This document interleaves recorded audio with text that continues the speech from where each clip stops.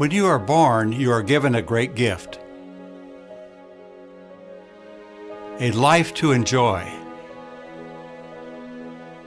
To love others and to be loved. To seek adventures, find joy, and be a gift to those who love you. You're only given this one life. As you grow, you become who you are going to be. This video is about some whose lives were determined by a gang. At some risk to themselves, the people in this video have spoken freely in the hope that their story might change your story.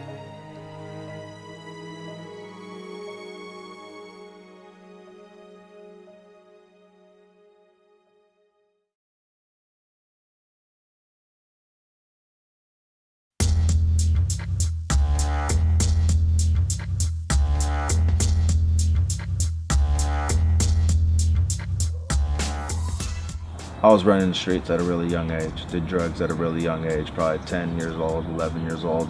Started early and just was raised by it, was raised by them, so I didn't see the bad. All I saw was, hey, these guys are taking care of me, these people, you know, that's just all I saw. Having girls around, always getting drunk, partying like every other day. It would just be like shit, like 10 of us.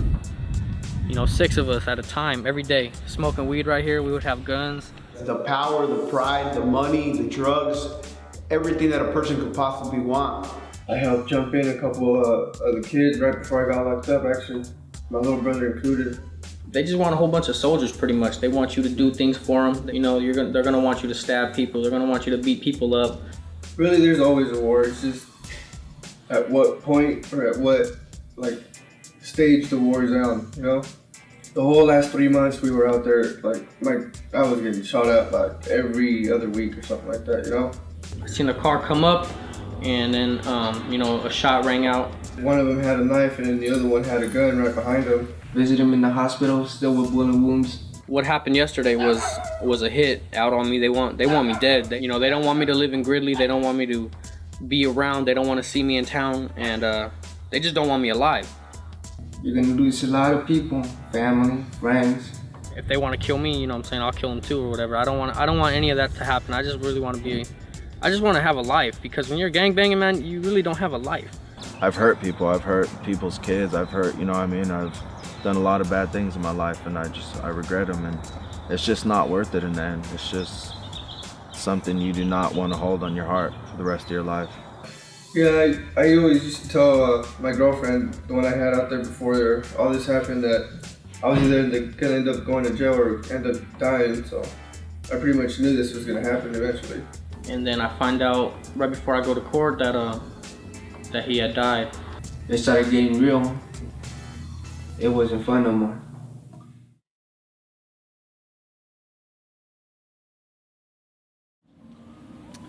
Well, Gridley's a small community. I think we have about 10,000 people. It's a farming community. It's a tight-knit community. The community, it's a great community. I actually had a young lady say, well, I want to move into your community, but I heard you guys have a gang and a drug problem. And I don't know if I want to live in a place that has a gang and a drug problem. And I told her, if you can find me a place in California that does not have a gang and a drug problem, I'll move there too. It's everywhere. 2012, we unfortunately lost a young man to a drive-by shooting. He was a Norteno gang member. He was only 18 years old. And he was killed by 3 other young men who were only between the ages of 16 and 18 years old, who were sureno gang members. At the ages of 7, 8 years old, all of those kids went to school together, played together, they were friends. The young man that lost his life that was a Norteno actually started out gonna be a sureno and chose to go to be a Norteno. Recently, I got arrested for, seeing allegedly killing Bobbles. What do you call him, Roby? Bobbles. Bobbles, yeah. Were you friends at one point? Yeah, we were all friends. We were all a little group, so we call Little Southerners. We used to all hang out him, some other dude. I think it was quite a few of us. Only 3 of them became Northerners, and the rest of us, became Southerners.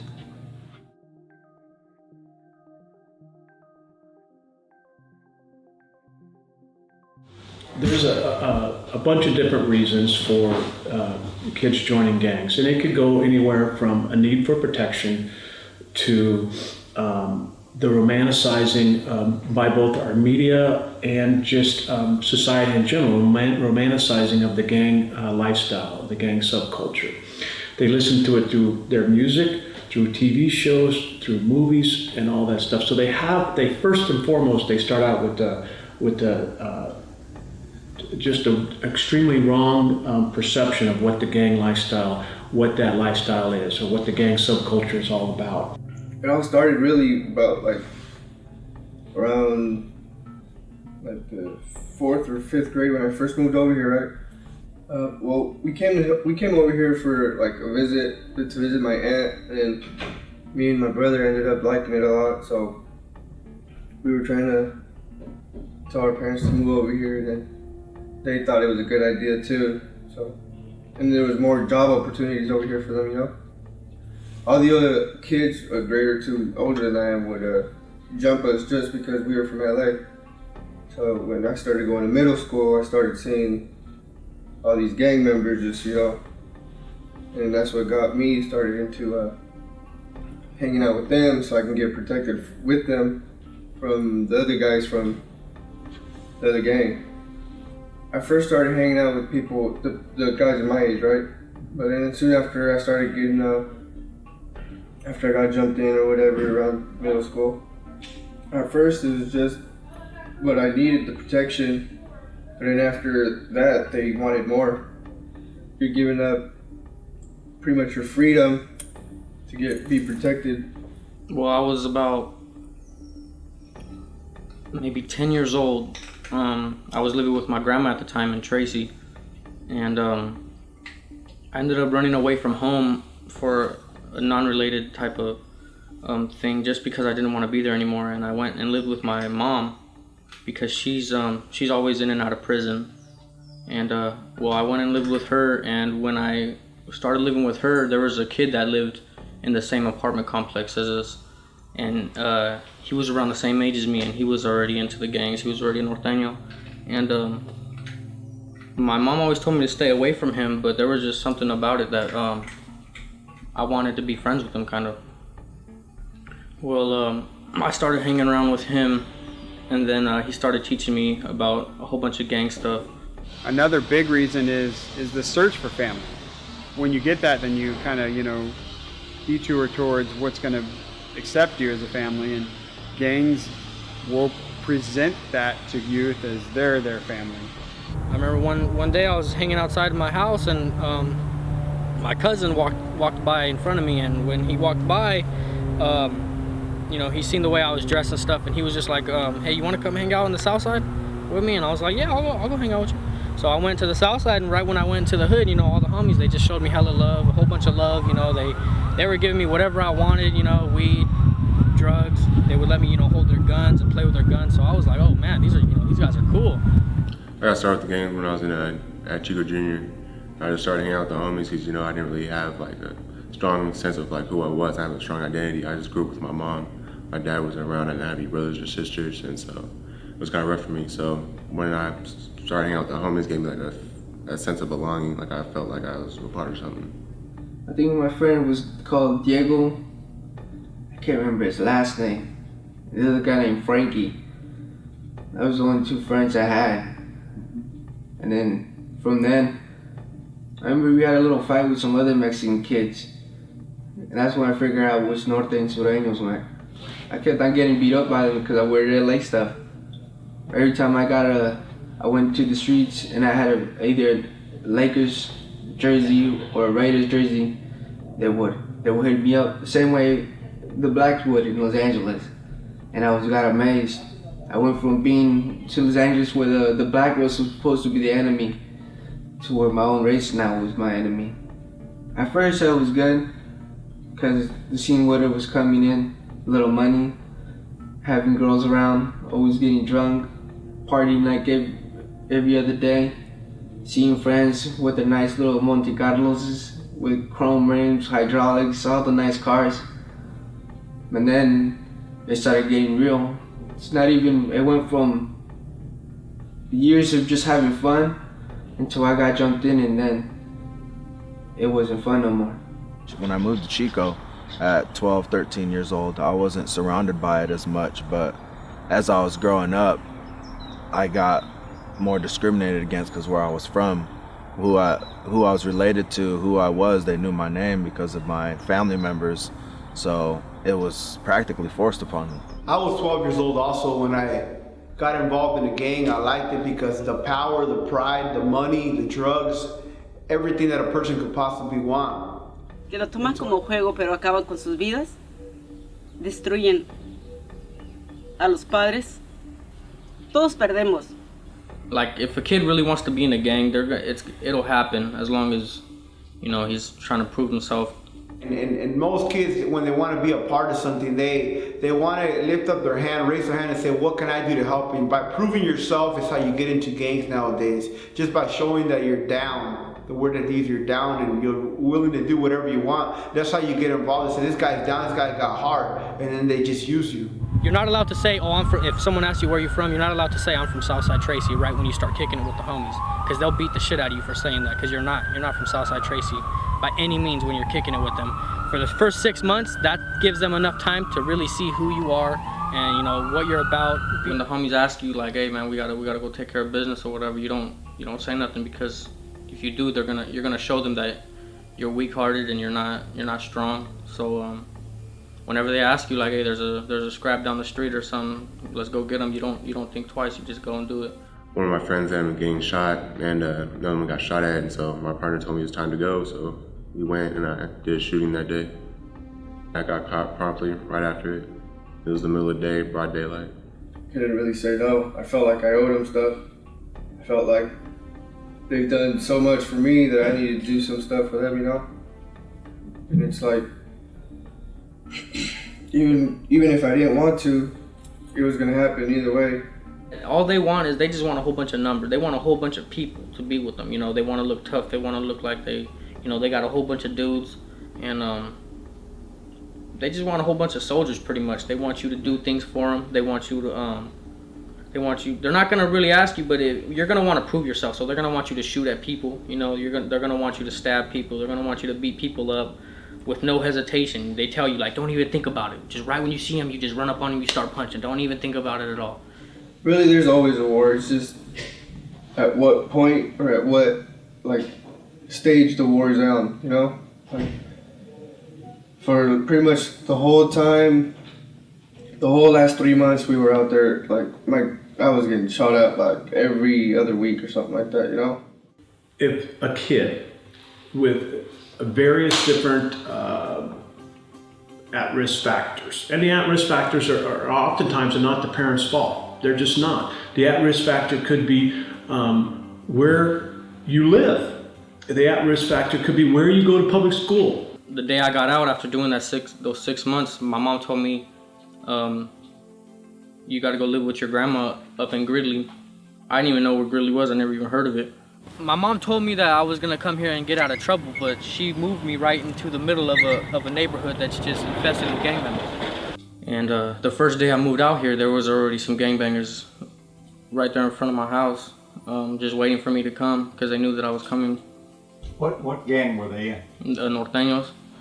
Once I moved to Chico, it got real bad. The Southsiders over here would always jump me and stuff because they knew my past, they knew where I was from, so I really got sucked into it. It's not like it's not always a choice, you know what I mean? Turf, the territory, you know what I mean? That's the bad part about it, is that's where most of it comes in, is disrespecting someone or disrespecting your territory. You know, me and all the homies, we used to stand right here at the corner, right here where this California Street is, California Street sign, and then it would just be like 10 of us. You know, 6 of us at a time, every day, smoking weed right here. We would have guns tucked in the bushes and stuff. We were just looking for trouble on a daily basis. Did Freddie get you involved in the gang? No. What happened? It was the opposite. He was the good kid when we came over here, and he was doing very good. And it was me getting mixed up, always getting in fights, and wearing colors because the dude's just telling me you can't wear blue. You know, it's Northern California. You know, I'm kind of I don't like to listen, and I would wear blue, hang out with Southerners, and fight these people. I helped jump in a couple of the kids right before I got locked up, actually, my little brother included. So I'm not very proud of that one. They told me one day, here, they had a big bottle of rum, drink this. By the time I ended up giving back the bottle, they started jumping me. Man, my first instinct was to fight back. But by the time I got, they left me alone, I had 2 black eyes, my nose was bleeding, my head had this welts everywhere, my ribs were purple, my knuckles were bleeding. I still got marks from it. He said, "You're finally in." Yeah, I started getting in trouble probably like a year later after I got blessed in. I ended up getting into a fight. One night late when I was drinking with some of the homies, ended up stabbing a guy. After I had gotten jumped in, the homies started telling me like, yeah, well, when you see little kids that want to be cool, you don't tell them like, oh, don't stay away from this. You gotta embrace them with open arms. Tell them like, oh, come on, you can be with us. We'll take care of you. You know, we love you. They were saying a whole bunch of stuff just to get me all wound up so I could be like, oh shit, all right, well, these niggas, they're really my family. They would have me walk around Tracy by myself, a whole bunch of red on, and then I recruited a good 3 or 4 dudes that are now from the hood, and now they're out there in Tracy doing a whole bunch of bad stuff. But before that, they were real good kids. They were, in elementary school.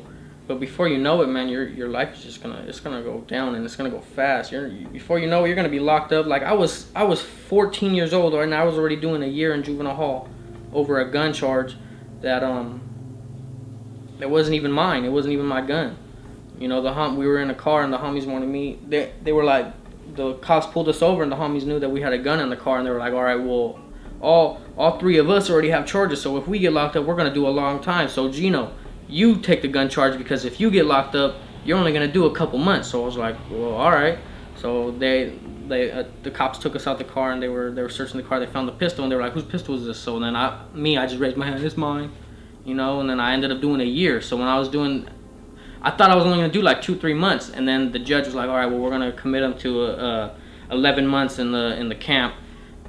And I was just like, what the fuck? Like, these dudes lied to me. These motherfuckers lied to me. But still, I was still just so naive that even when I got the year, I was like, all right, well, fuck it. I'm doing it for the homies. So it's all good. After I started getting locked up, the homies started seeing, okay, well, Gino's, he's a loyal member. He's done time for us. He's beaten people up for us, shot people for us, or whatever. And so after I got out of jail, the first day I got out, they already knew I was getting out. They met me at my house when I got out. They knocked on my door. They asked, hey, let me go talk to you. Come outside, let us talk to you for a second. And they told me, well, pretty much, Gino, we like the way you're handling yourself. You're representing our hood good. We want to promote you up to a channel. I was like a messenger between the big homies that have been to prison and the little homies that haven't done anything at all. So it's like I was the mediator. So the little kids have to come to me, because if anything happens, I'm gonna be the one to get locked up. You see what's going on? So if anything, the homies are gonna be the farthest people away from it. They're gonna be like, no, we weren't even involved in this. But the whole time they were. There's been times where I would be in my hood chilling, and the homies, a couple little homies would come up to me and be like, hey, Gino,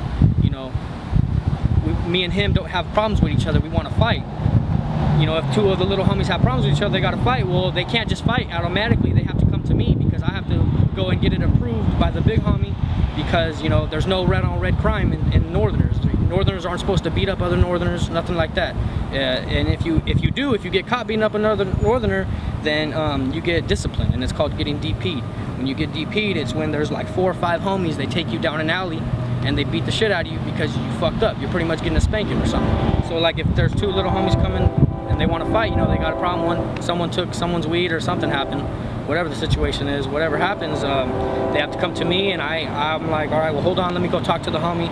I got to go to the other side of town or wherever the homie's at, because we can't talk on phones, because they know what's going on with wiretaps and everything nowadays. So I would go, ride my bike or whatever to the other side of town just to talk to the homie.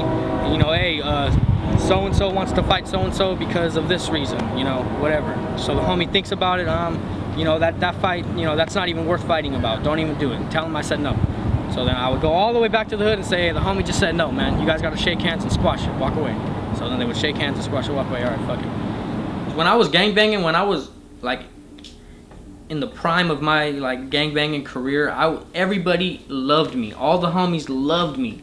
You know, they all loved me because I was just putting myself out there. Everybody knows my name. To this day, everybody still knows my name because I was out here, you know, robbing, shooting, you know, stealing, all that. I was doing all that shit. Everybody, you know, they would always come up, what's up, Gino? I got so much respect for you, bro.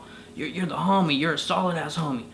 It happens really fast because before you know it, you're gonna be a good kid, you know, doing good in school, and then out of nowhere, you're gonna be 16, 17 years old, and you're gonna be like, what the hell? Just like, I don't even know what happened in these last few years. Like, I'm a fuck up now. Like, I'm all tatted up and stuff, and I don't even know how this happened. On October 1st, 2012, Sureno gang members 16-year-old Ricky Cadillo, his older brother 18-year-old Freddie Cadillo, and 19-year-old Alejandro Gonzalez committed a drive-by shooting on the streets of Gridley, killing 18-year-old norteno gang member Alonzo Robles Morales with a gunshot wound to the head. Mi nombre es María Morales.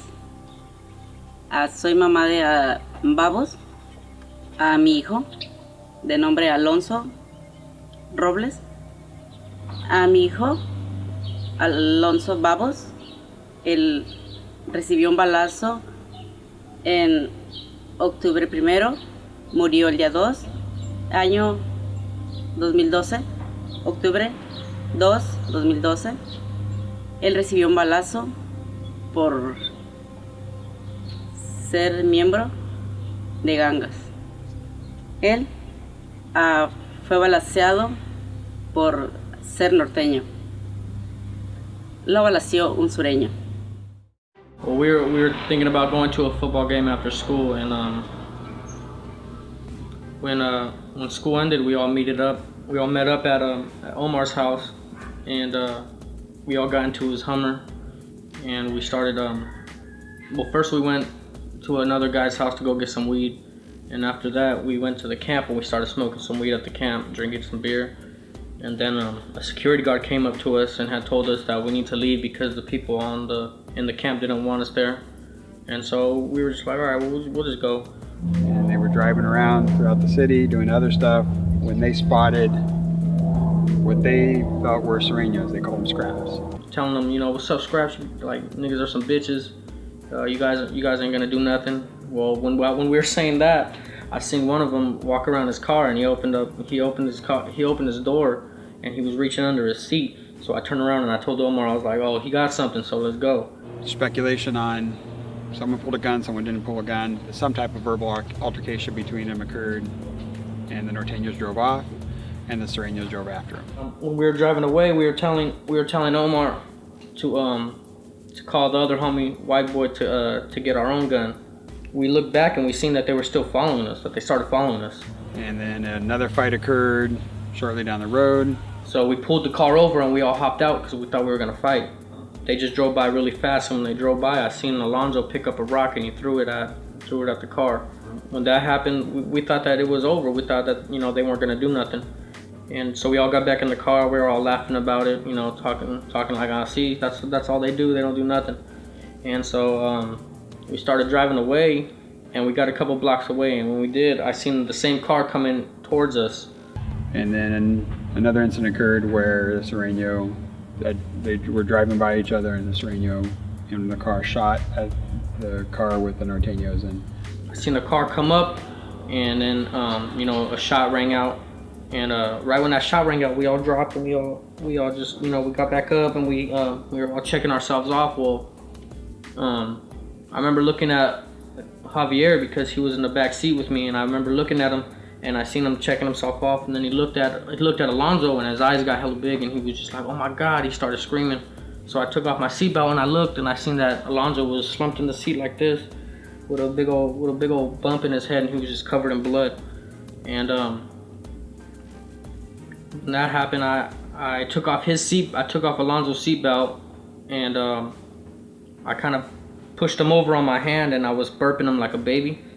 and he started just throwing up a whole bunch of blood on my arm and all on my shirt and stuff. And then Omar, since he was driving, he just took off really fast, and we drove to the hospital, and we all got out of the car, scrambled around, and we picked up Alonzo, and then we all ran into the hospital.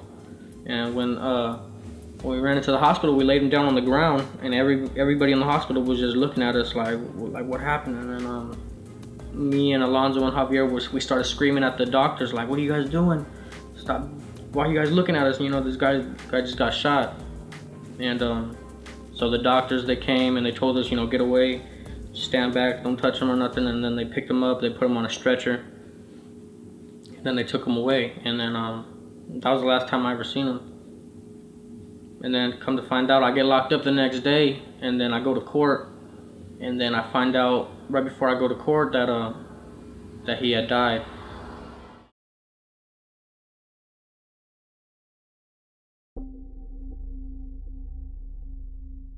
In our county, more than 1,000 young men under the age of 23, and many as young as 16, have been sentenced to long prison terms, including life.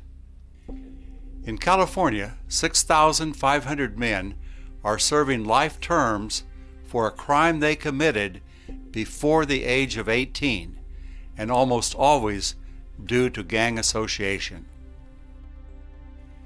Each year in Butte County, there are more than 50 incidents involving shootings at an inhabited dwelling, shooting at an occupied car, stabbings, assaults with a deadly weapon, and other serious acts of gang violence.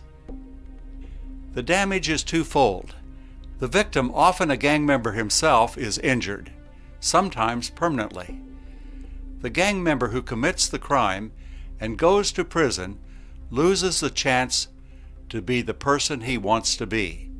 He is cut off from family, friends, and most of the activities that give joy to a person. Everybody loses.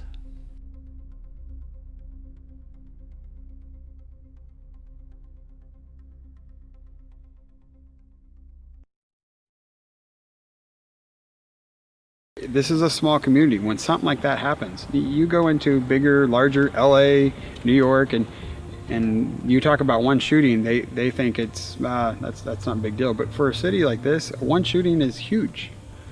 And now you have a lot of fear. You know, you have people scared to go out, not realizing that, you know, as a police department, we're going to be active and do everything we can to make sure we're safe. But it does put a lot of fear in communities. Not even 24 hours. It was just a few hours after. Well, not a few. It was like 10 or 15 hours after. Two of the same people that were involved in this were involved in another shooting in Orville, where the same thing. They saw some norteños saw them, and they had a shootout. Innocent people around, and they started shooting at each other. Luckily, no one was hit, but it's just the point of, with the gang mentality, they don't think about repercussions. They don't think about consequences. Now you have 3 young men who will be spending the majority of their life in prison. You have 3 young men in the other car who are traumatized. One of them continued that life, and he will not be spending a lot of his time in prison. The other one, I've talked to him, and he's still scared. And it's been 3 years almost. So there's a lot of traumatic. Now you have their families. You have a mother who she's not a part of a gang. She just knows she has her son, who she does not have her son now. And you think as a parent, that's tough.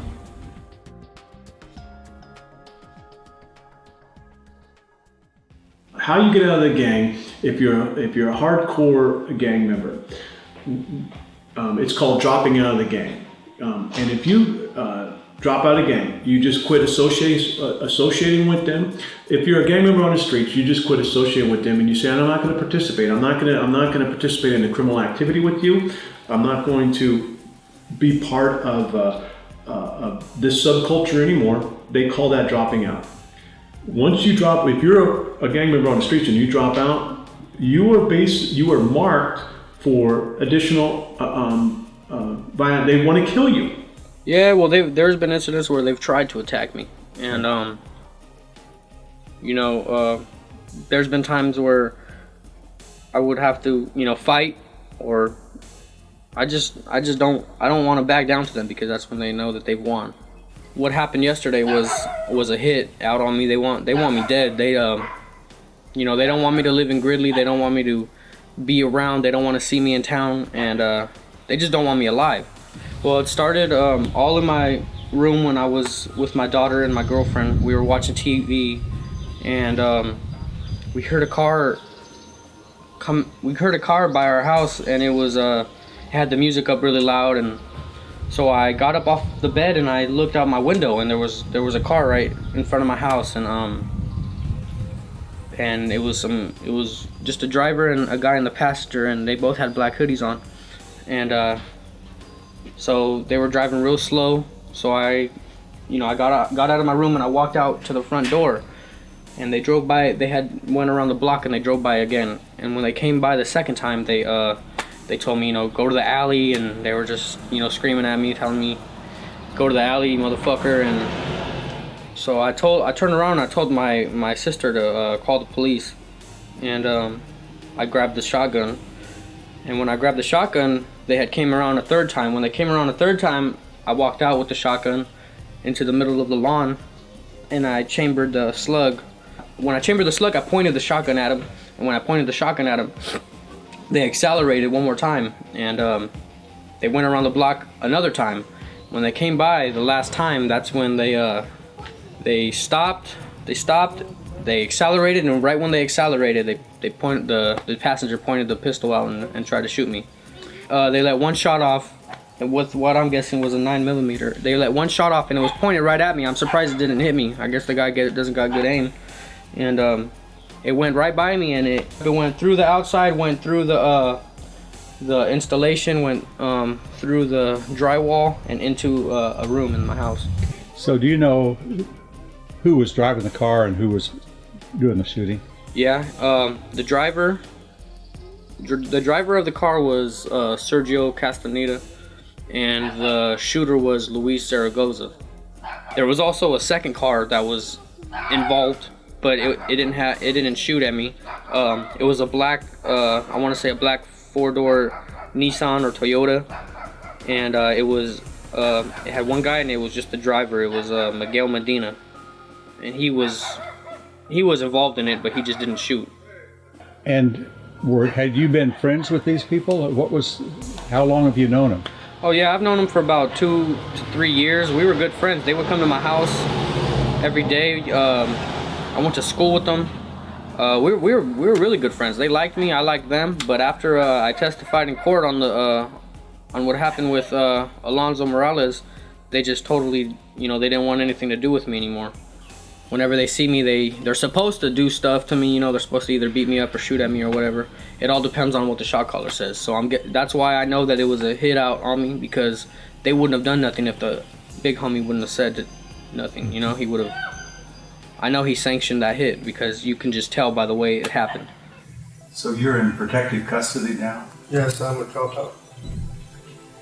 I pretty much told him I didn't want to be part of the gang no more. Resigned from being a gang member, I guess. But I don't know how that's gonna work out later on in life, but I pretty much didn't want nothing to do with the gang no more. I was done. I'm tired of it already. And why did you agree to come and talk on a video like this? Because even if it doesn't affect most kids, at least if one kid gets touched by this, he doesn't have to go through what I went through, or, if one kid gets saved, that's all worth it for me. When I get incarceration, I want to make sure kids don't have to go through the same things I went through, that they don't have to learn the hard way. They don't have to be stabbed and freaking shoot people and stab people, you know what I mean? It's not the way to live, and so I'll try and help people any way I can. As long as I can help some kids, it'll probably get me a little funk on the streets, I'll probably get a word here and there, but I'm just gonna say, hey, what's what's the harm in trying to help some kids? You know what I mean? What's the harm, dude?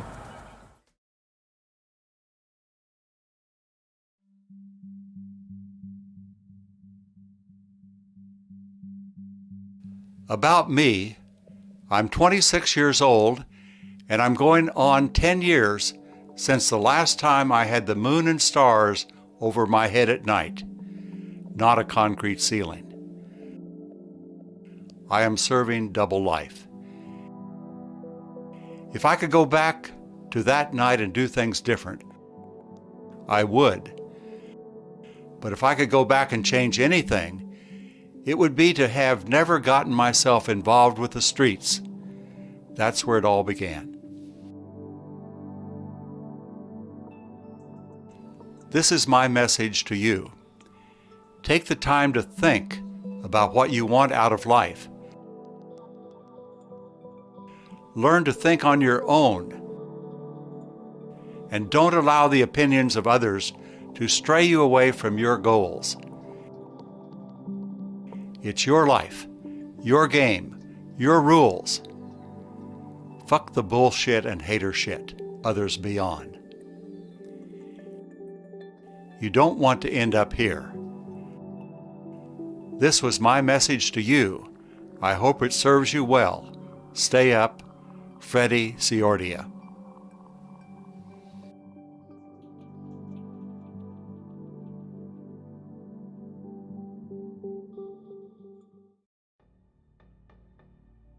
Okay, so there was another shooting around my house after my house had gotten shot up. The Northerners and it was between the Northerners and the Southerners, and from what I know, it was the Northerners that did it. The Northerners were driving by the Southerners' house or whatever, and they, I guess they drove by and they just shot up the house, for what happened to Alonzo.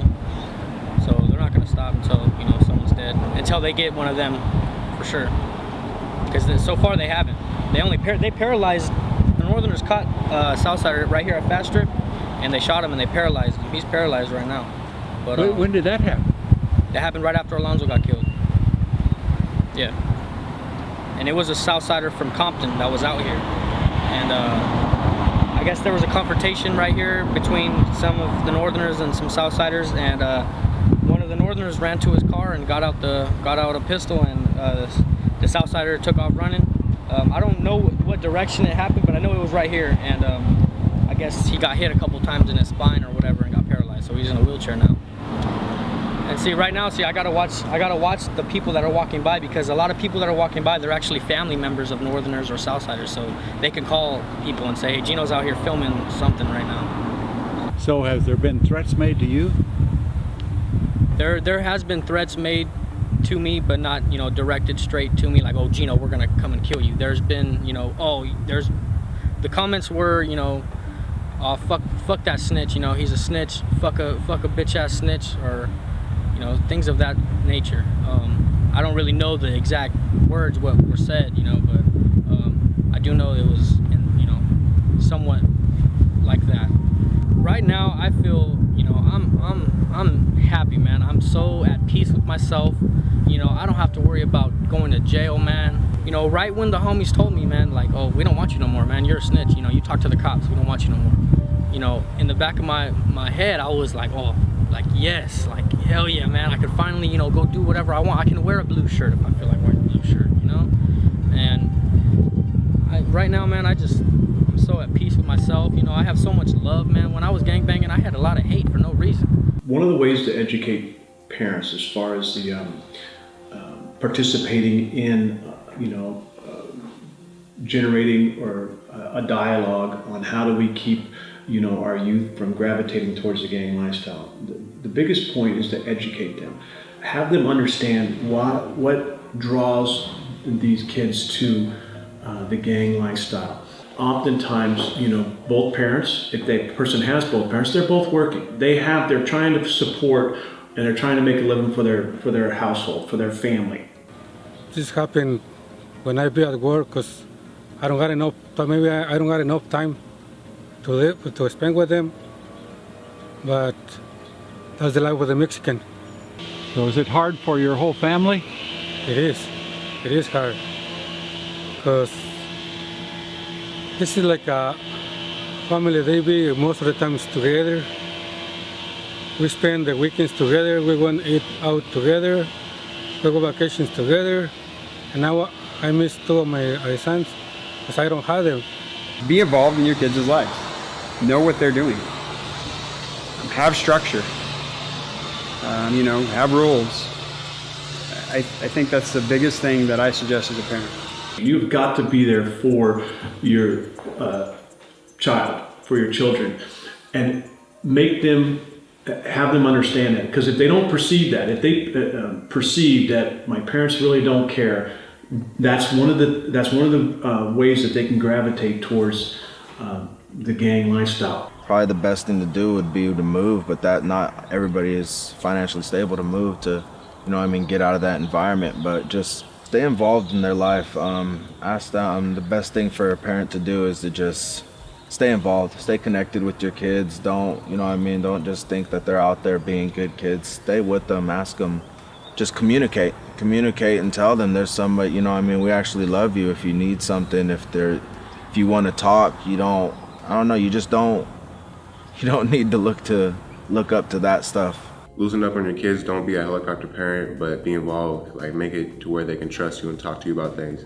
Maybe they can be able to talk to you about why they might be leaning towards hanging out with these people instead of you just having to find out or them trying to keep it from you.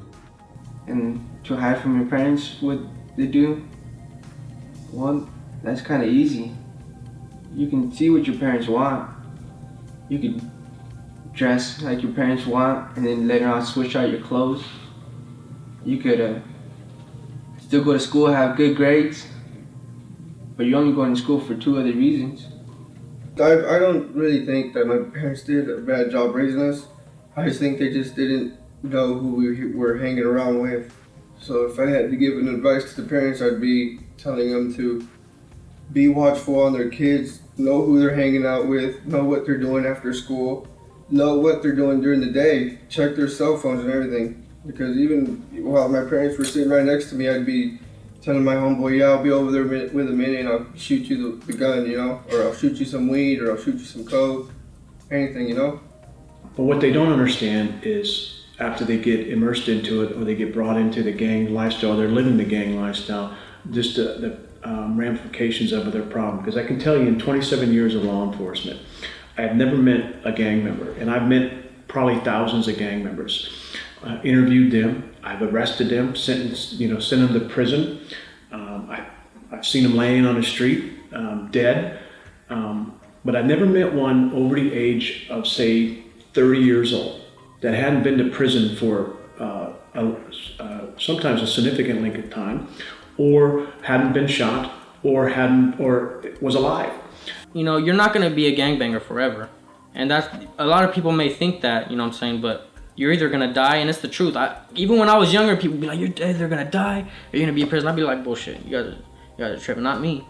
But it really does happen. After you start seeing it, it happens so fast. All your friends are getting locked up, or some of your friends die. But once you get older, and you start to mature, you start thinking about it like, why am I doing this shit for all these dudes? I barely, they don't do shit for me, and I'm always getting locked up for these dudes. Giving up the game is probably one of the hardest things I've done. In reality, they're still my friends, they're still my family, and I love them, but I have to do what's right for me, what's right for my actual family, what's right for my mom and stuff. So I had to give up the gang. It's either that or do a life sentence, and that's the only logical choice, is to leave the gang. It was a hard choice, but it was the right choice.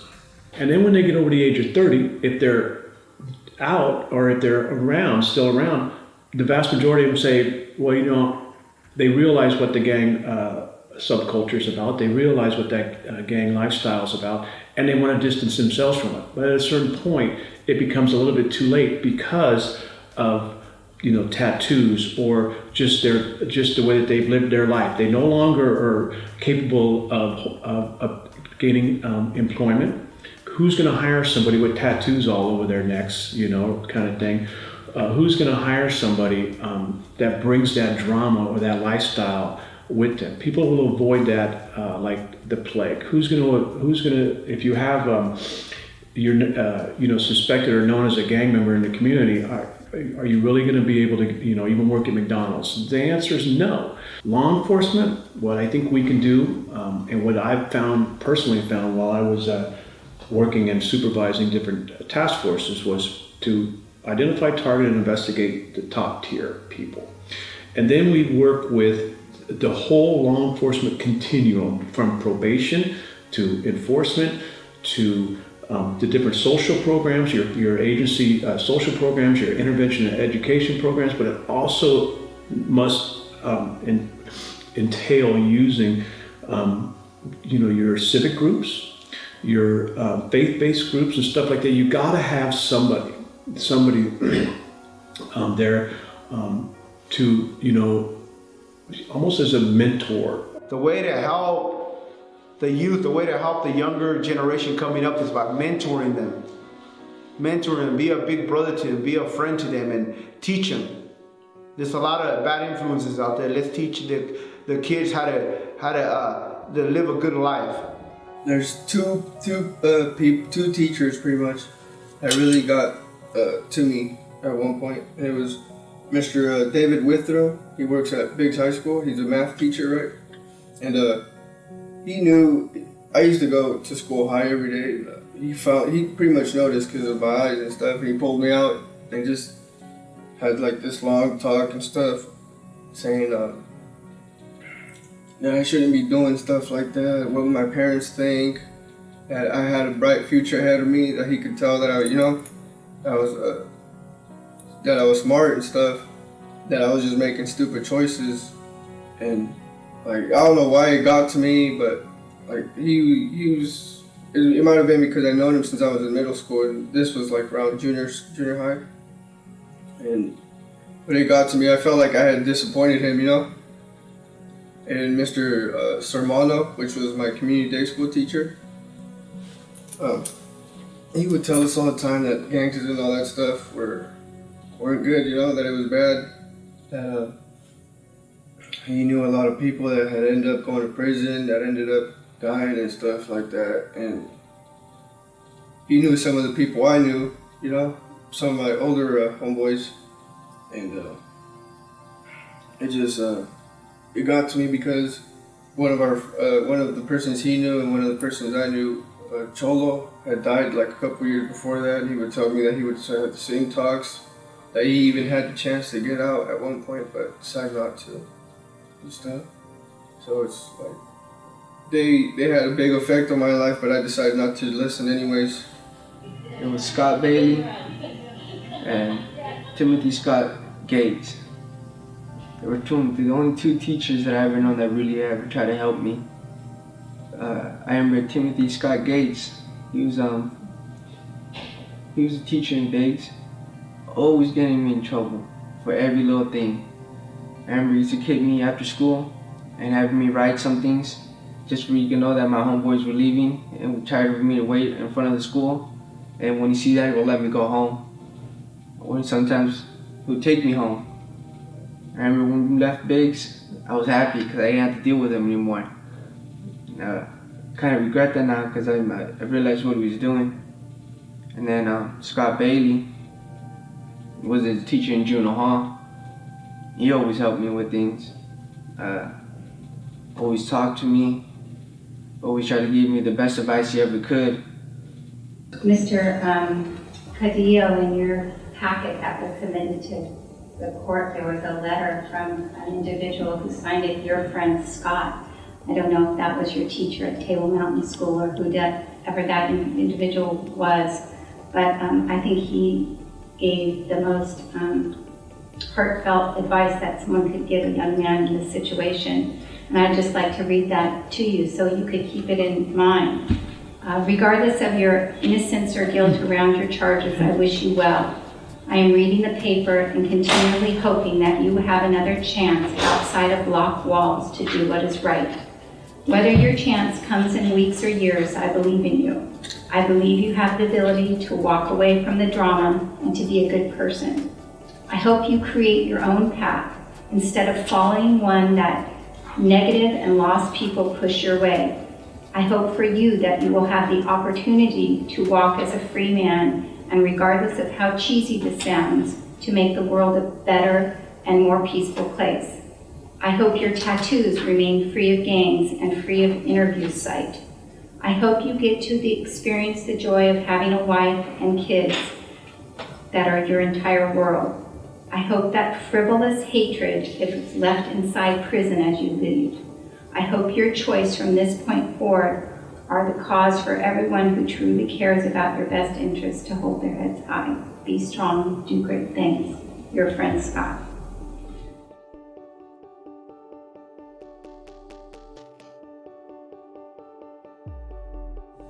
Did you complete high school?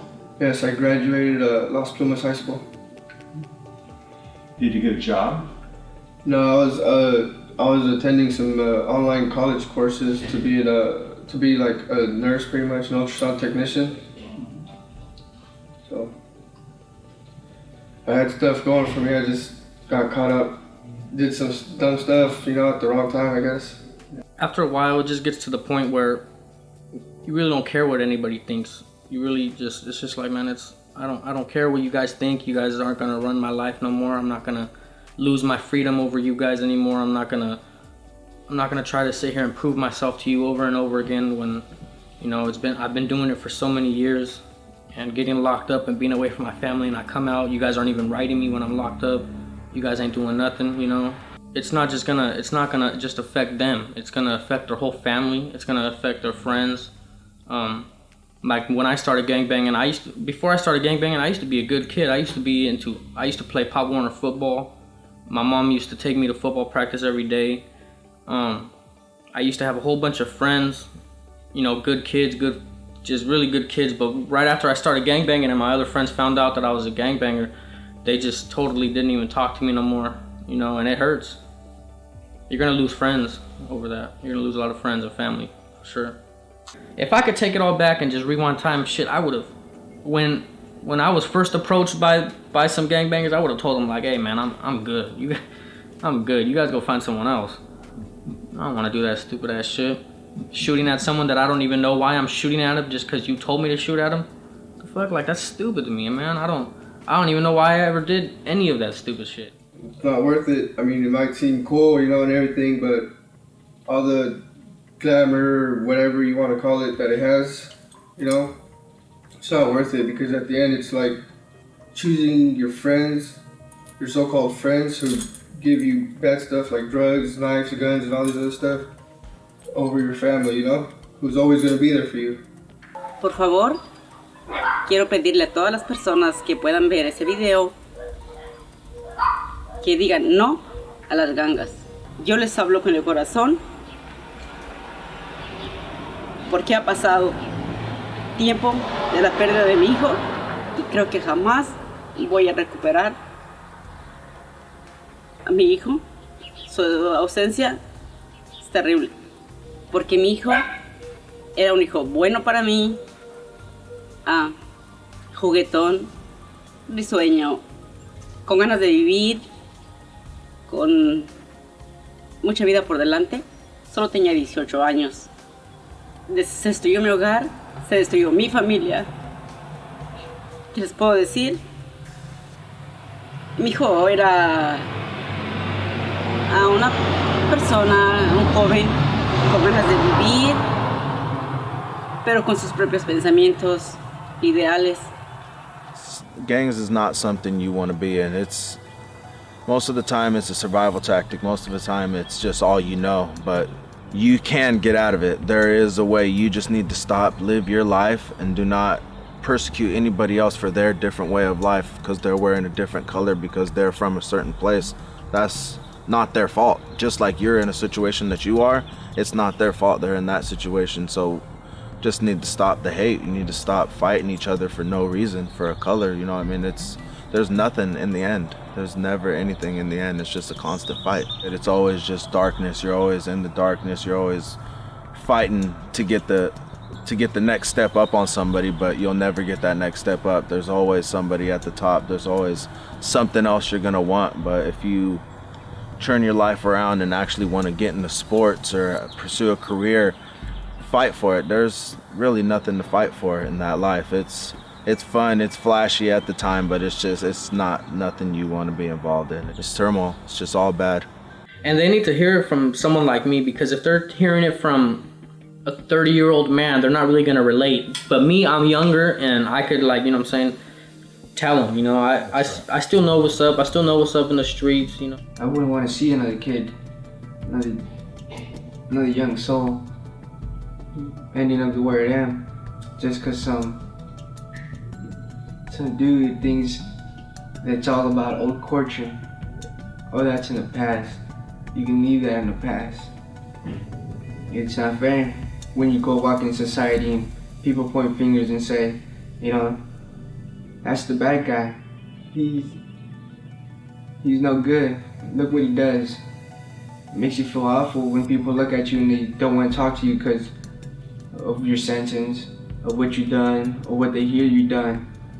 It's not fair to other people that are in your family that you see, or to other people that say your kid's a bad kid, when you know that your parents or my parents, they did a good job in raising us, but we're just too stubborn to understand. Todos esos jóvenes tienen mucho futuro por delante. Yo como madre perdí a mi hijo, babos. Los contrarios de los sureños perdieron su libertad. Sus padres quizás sientan un vacío un poco como yo, porque no tienen a sus hijos en hogar. Es terrible. Nadie ganó. Quizá perdí más yo por perder a mi hijo, babo. Pero al final, nadie ganó. Todos perdimos. Fue inútil. Por favor, digan no a las gangas. No es bueno. Solo se destruyen a ustedes mismos y destruyen las familias. I've hurt people, I've hurt people's kids, I've hurt, you know what I mean? I've done a lot of bad things in my life, and I regret them, and it's just not worth it in the end. It's just something you do not want to hold on your heart for the rest of your life. It's not worth it, man. Like, seeing your mother cry every time she comes sees you, it's not worth it. And just knowing that your parents are doing everything they can and still not have enough money for to buy clothes for the kids and stuff. It's not worth it. You're choosing your friends over your family, and your friends aren't going to send you $1 bill, not even a penny when you're in here. So it's not worth anything. It's not worth throwing your life or your friends, or I mean your family away, man. It really isn't. You shouldn't be doing this. Get out.